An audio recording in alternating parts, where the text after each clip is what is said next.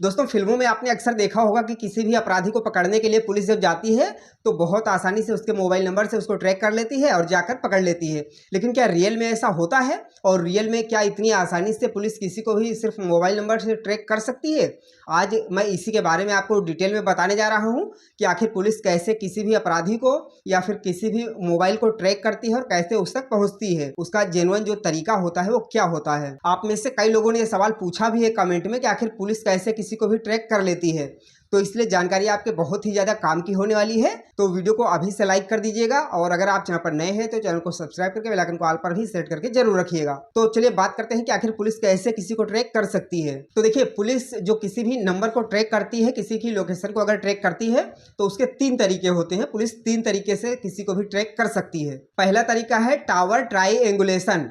ये सबसे कॉमन तरीका है और सबसे पहले पुलिस इसी तरीके को ट्राई करती है। तो देखिए, इसमें होता क्या है कि पुलिस पहले तो परमिशन लेती है कि हमें इस नंबर की लोकेशन को ट्रैक करना है, क्योंकि तुरंत बहुत ही आसानी से पुलिस नहीं कर सकती है। इसके लिए भी उसको परमिशन लेनी पड़ती है। तो परमिशन लेने के बाद का प्रोसेस जो होता है वो ये होता है कि पुलिस जो है, जो कंपनी होती है टेलीकॉम कंपनी, उससे संपर्क करती है और उसको नंबर दे के उससे डिटेल लेती है। तो वहाँ पर डिटेल कैसे निकलती है वो आप समझिएगा। देखिए, कोई भी नंबर जब यूज होता है तो किसी न किसी टावर से कनेक्ट होता है। तो क्योंकि टावर की डिटेल अगर निकालते हैं तो वहाँ पर क्या होता है कि टावर की रेंज तो बहुत होती है, बहुत सारे मोबाइल नेटवर्क्स आते हैं उसमें, तो कैसे मालूम चलेगा। तो देखिए, टावर की जब लोकेशन निकाली जाती है तो वहाँ पर 3 टावर की लोकेशन निकाली जाती है, क्योंकि एक से एग्जैक्ट डिस्टेंस को कैलकुलेट नहीं किया जा सकता है। तो इसलिए वो 3 टावर की डिटेल निकाली जाती है कि कौन कौन से टावर से फ़ोन कनेक्ट था। तो तीनों का जब डिस्टेंस आपस में जब क्रॉस होता है तो जहाँ पर वो क्रॉस होता है वहीं पर उसकी एग्जैक्ट लोकेशन जो है वो मालूम चल जाती है। तो ये टेक्निकल चीज़ होती है। लेकिन हाँ, जैसे 3 अगर एंगल से किसी भी चीज़ को कनेक्ट करेंगे तो कहीं ना कहीं तो वो आपस में कनेक्ट होगा, तो वही पॉइंट होता है। उस आधार पर उसको ट्रैक किया जा सकता है। इसमें जब तीनों टावर की दूरी को कैलकुलेट किया जाता है तो लोकेशन का अंदाज़ा लग जाता है। अब चलिए बात करते हैं दूसरे तरीके के बारे में। तो दूसरा तरीका है CDR और IMEI नंबर। ये तरीके से भी निकाला जा सकता है। इसमें क्या होता है, CDR में होता है कॉल डिटेल, यानी कि किस नंबर पर कितनी देर बात हुई है, तो उसके आधार पर जो डेटा होता है वो निकल आता है कि जैसे किससे बात हुई है, किस जगह से हुई है, तो वो सारी डिटेल निकल जाती है। उसके बाद IMEI नंबर जो होता है वो उससे भी ट्रैक हो जाता है।